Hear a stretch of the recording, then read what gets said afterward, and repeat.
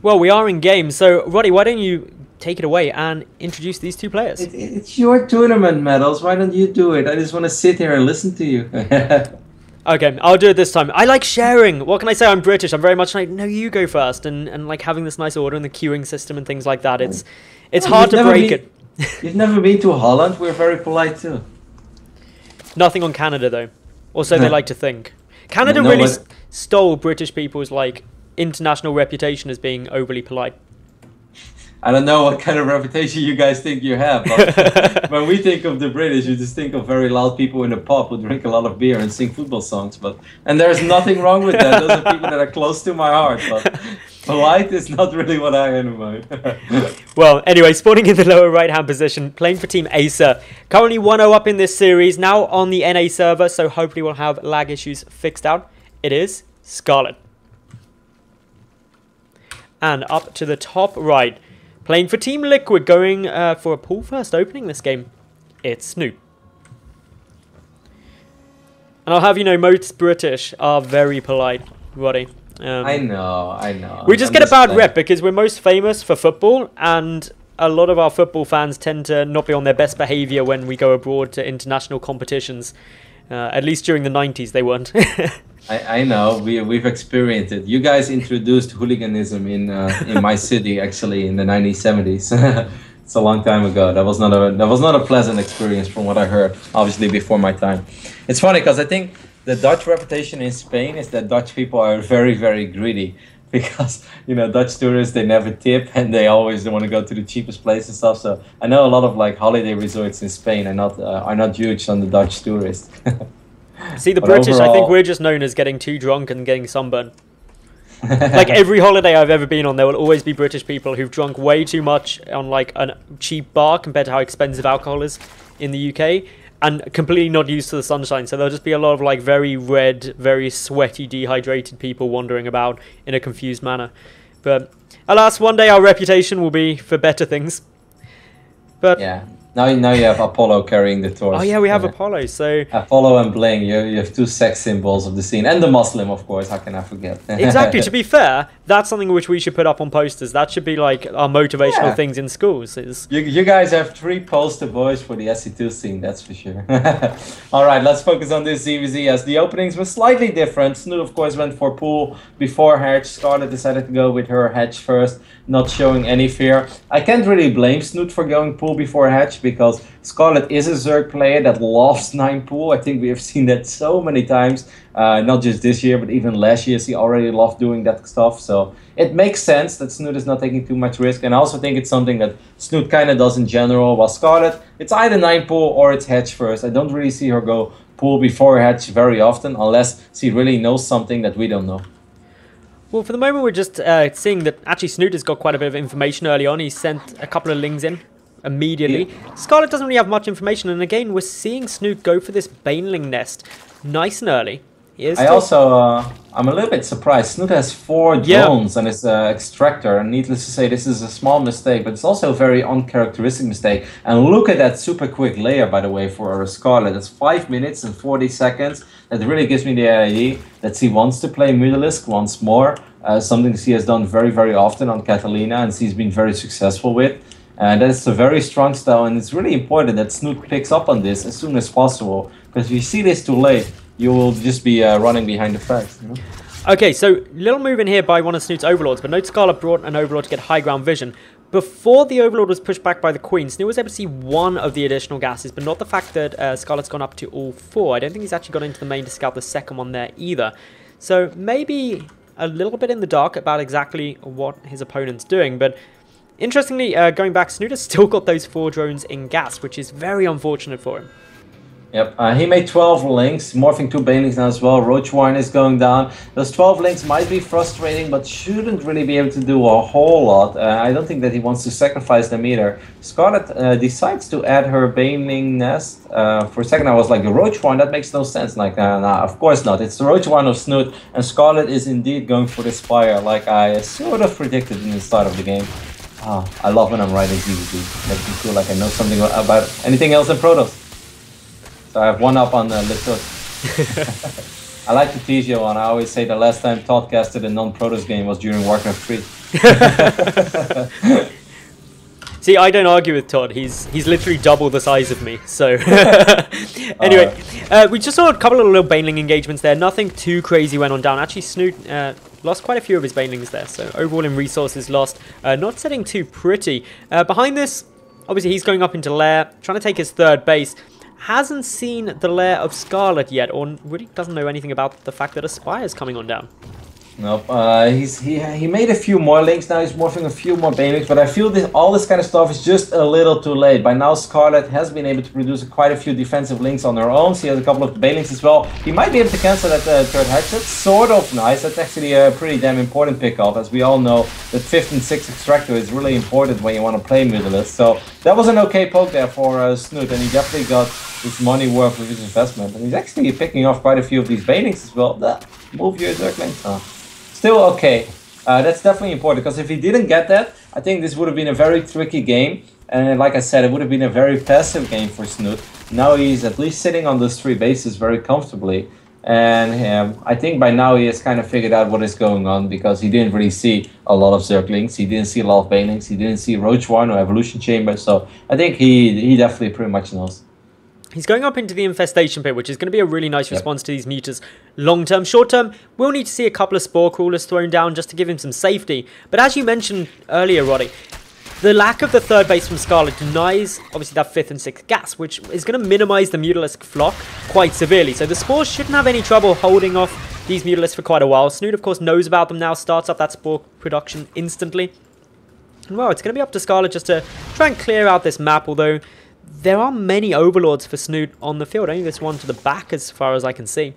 Yeah, you say many, but it's only 2 actually. That's really not all that bad, because there are some of these scenarios where you see these Mutalisks pick off 5, 6, sometimes even 7 Overlords. Only 2 Overlords in ZvZ in this phase in the game really gives me the idea that Snute was actually more than aware of this all along. Look at the production tab as well. We see that Hive going down already for Scarlett. So she's definitely aiming for that Great Aspire play with the Brood Lords. It's a strong playstyle, but Snute has a pretty okay read on this all along. And now I wonder if he can hit some sort of a window with maybe Roach, Hydra, Infestor before those Brood Lords are out, that will allow him to win the game. Or Queens. He has a lot of Queens as well. That's what I was just coming to. The Queen count is up at 8 at the moment for Snute. So he's actually got quite a good mobile defense up against these Mutalisks, at least while their numbers are a little bit lower. There's only 10 on the field for now. Main base is nicely covered. That Infestation Pit is exposed though. He still has 4. He still has those 4 drones in the extractor. He's literally had it throughout the entire game. That's not something you see very often. It's interesting he does it, because it was obviously just a misclick, but to not notice is quite interesting at this stage. But preoccupied a bit with Mutalisks at the moment. Great Aspire actually coming down from Scarlett now. This is very interesting. Yep, it's cool. Like I said before, she loves her Broodlords on this map, and it's very strong. Broodlords absolutely demolish Roach, Hydra, Infestor if she can get enough of it, if she can get enough time. Now Snute is getting his own Spire, which gives me the idea that maybe he wants to add in a few Corruptors in his attack. I'd be very surprised if it was for Mutalisk, and that would almost make no sense. But even the Corruptors are in general not really necessary. Good cancel there on that 4th base by Scarlett. Even the Corruptors are not necessary if you would hit very hard and strong with Roach, Hydra, Infestor, and a bunch of Queens. But, you know, who am I to question Snute in ZvZ? So we will see. This is shaping up to be a pretty interesting ZvZ. Now, good thing to note for Snute is his first few Infestors are actually coming on down. They're a little bit exposed in the center of the map right now. Good splitting by Scarlett. Is going to pull back, baits out a Fungal Growth that hits nothing. But still the Queens are there, and 8 Queens is certainly a good amount of damage output. They've got a huge amount of energy ready for transfuses now. But this Great Aspire for Scarlett is about to finish on up. She's sitting there with 7 Corruptors, immediately morphing into the Broodlords. And Snute doesn't really have an answer to this for now. No, but it's Scarlett has not scouted the Spire of Snute, and I think it's pretty important that she does, because she's going to need an answer to those potential Corruptors, I still assume, of Snute. Anything else just really wouldn't make a whole lot of sense to me. So, really interesting take on this by Snute, and then we do see him adding his Corruptors. Man, I'm really excited to see how this plays out, because I've never seen anybody, well, never is a big word, but in general I don't really see these Broodlord games of Scarlett play out like this. The majority of the times, the Zerg opponent of her just decides to hit with Roach Hider or Corruptor and either or Queens or a Nidus, you know, something crazy, and just tries to bust through, and it either works or doesn't. Most of the time it doesn't, because he's really good in holding stuff. But with the Corruptors in the mix, it kind of changes things for me. I haven't casted a whole lot of ZvZs like this, so now I'm getting generally interested. It's going to be quite cool to see how it does play out. Now, it's worth noting that Snute was able to get vision that the Greater Spire was coming through, so that may have actually triggered the fact that he was going up with the Corruptors anyway. I don't think I saw it beforehand. No, but Snute is also a guy that watches a crazy amount of StarCraft. Yep. He's not just very good at it, but he watches a lot. I know that he watches pretty much anything. Whenever I do something and I refer to a game, he always knows which game I'm talking about. There is a small circling skirmish on the left bottom side of the map, but the moral of that story for me is that I'm pretty sure that he has watched multiple Scarlett ZvZs that were played during Red Bull tournaments or whatever, and that he has seen her do this style a couple of times with Catalina. You know, if I know, then most of the time Snute knows as well. So those Lings weren't able to achieve too much. Snute and Scarlett both sitting on 4 bases, although Snute just coming up to take his 5th. The Broodlords are going to have a tough time moving out at the moment because they're so slow to get across anywhere, and if we actually look at the composition of this army, the 10 Corruptors are out on the field for Snute. That's going to cause the Broodlords actually quite some difficulties. Scarlett is also busy spining up all of the bases, and I love this as a decision. It means that those little Zergling run-bys won't be effective, even if she does move across the map with these Broodlords. Alright, there are 10 Corruptors in the middle. Did Scarlett ever see the Corruptors of Snute? I know she didn't see the Spire. Did she ever see the Corruptors? Because I have the feeling that she didn't. I haven't seen it, but she could very well be about to spot it. Running in with some Zerglings now. I don't know if she got vision. These Corruptors just hiding back. It may have just been seen.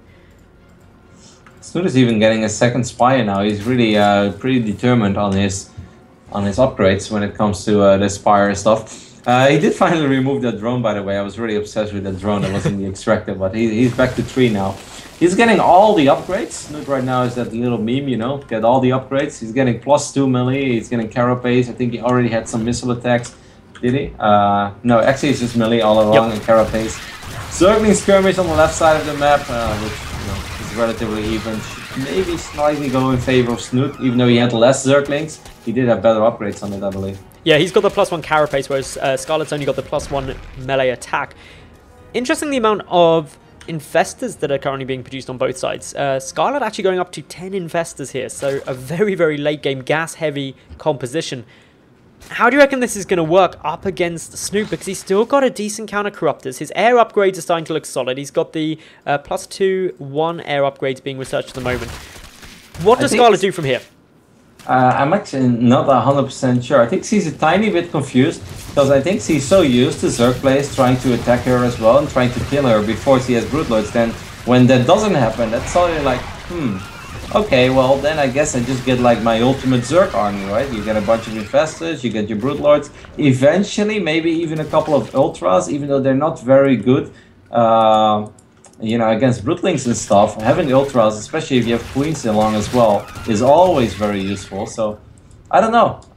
I'm confused. It's really important that she gets a good feel for the Corruptor count of Snute, because I kind of feel if the armies would clash right now, that the 14 Corruptors of Snute will be able to just absolutely right-click on those Broodlords, and the rest of Snute's army is a little stronger than the rest of what Scarlett has, I think at least. Yeah, I would agree with that, especially on the ground. There's one additional infestor for Snute, which isn't crazy, but he's also got a lot of Lings, now morphing in quite a few Banelings. And when we look at actually Scarlett's composition, she's nearly entirely committed to Skyzerg, Mutalisk, Broodlord, and a couple of Corruptors and the infestors.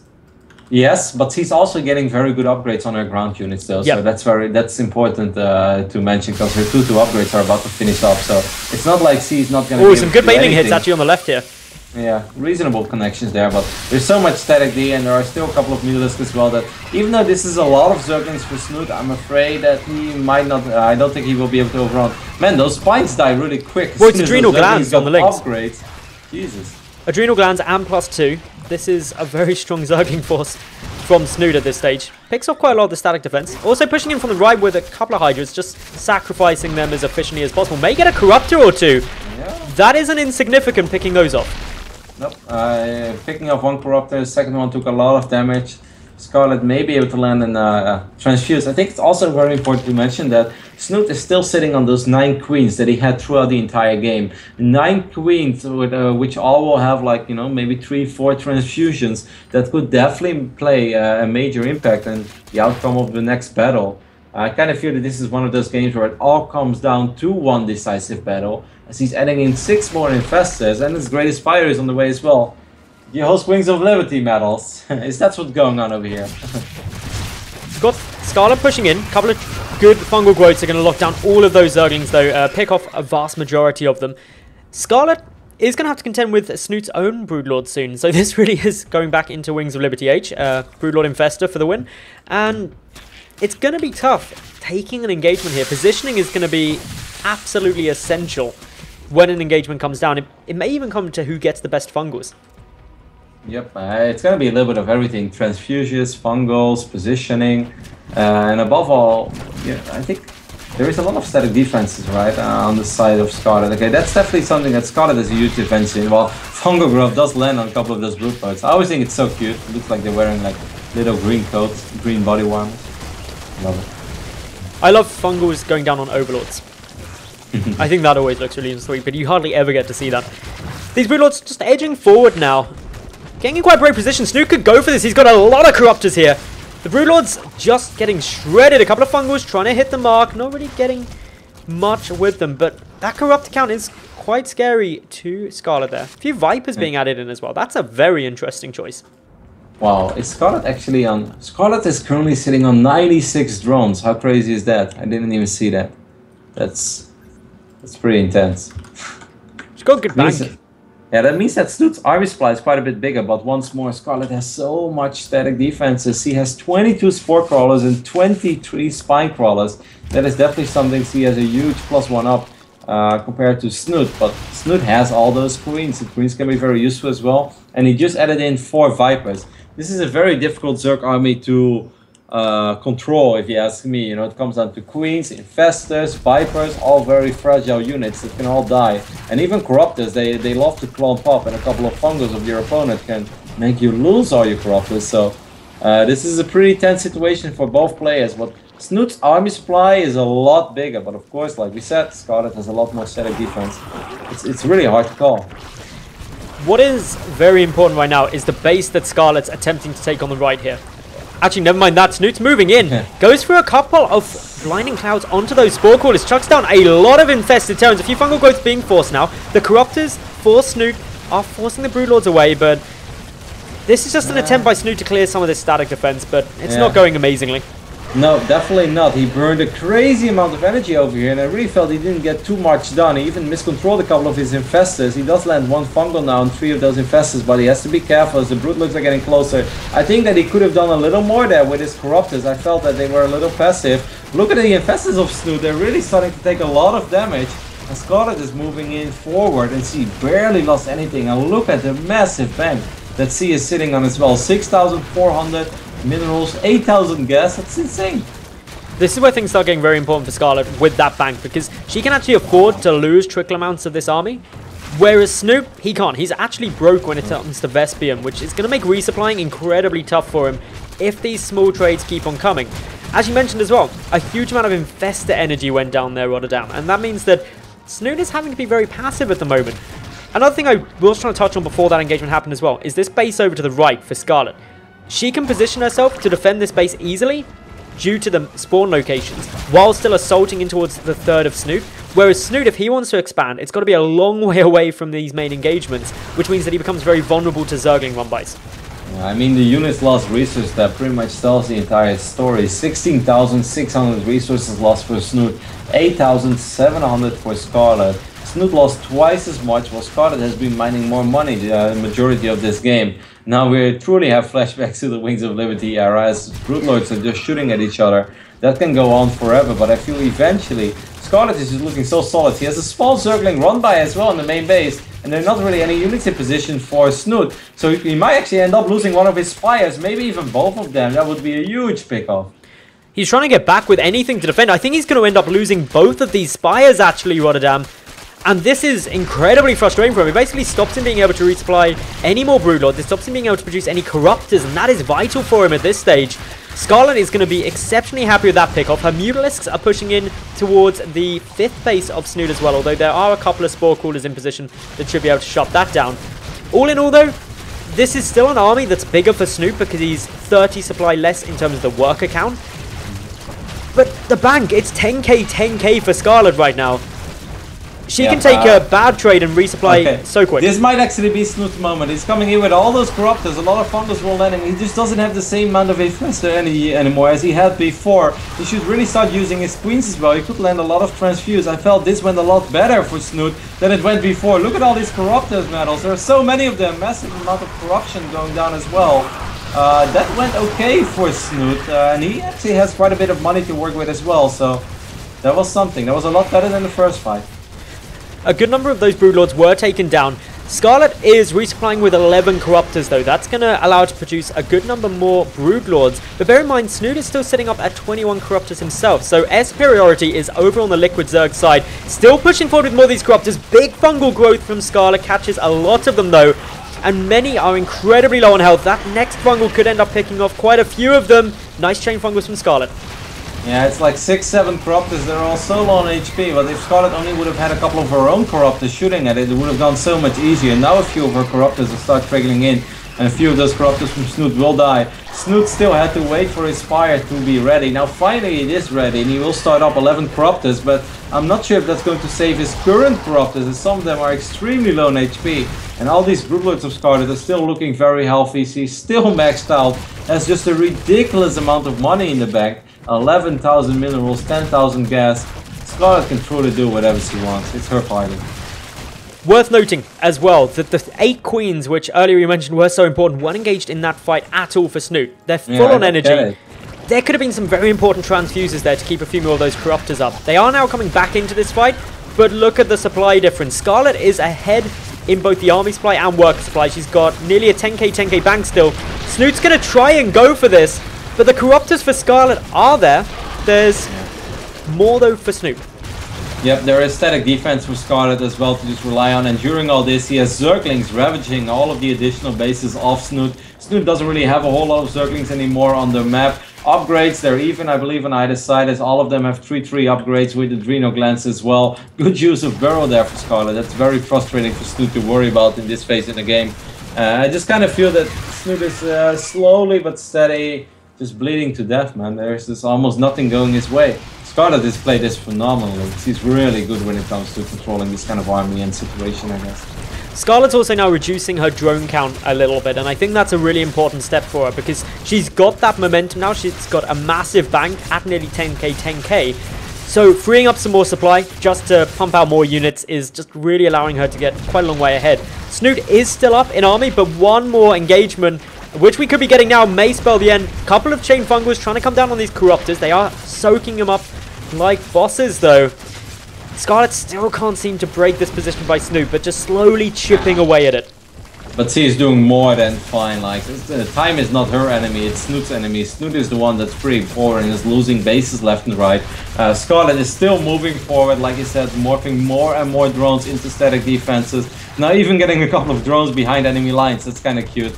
This base is not even that important anymore for Snute, but I guess the last thing that you want is Broodlord shooting at you natural from a position that you can't possibly be engaged in anymore. I feel that this is pretty much the end. Only 200 gas left in the bank for Snute.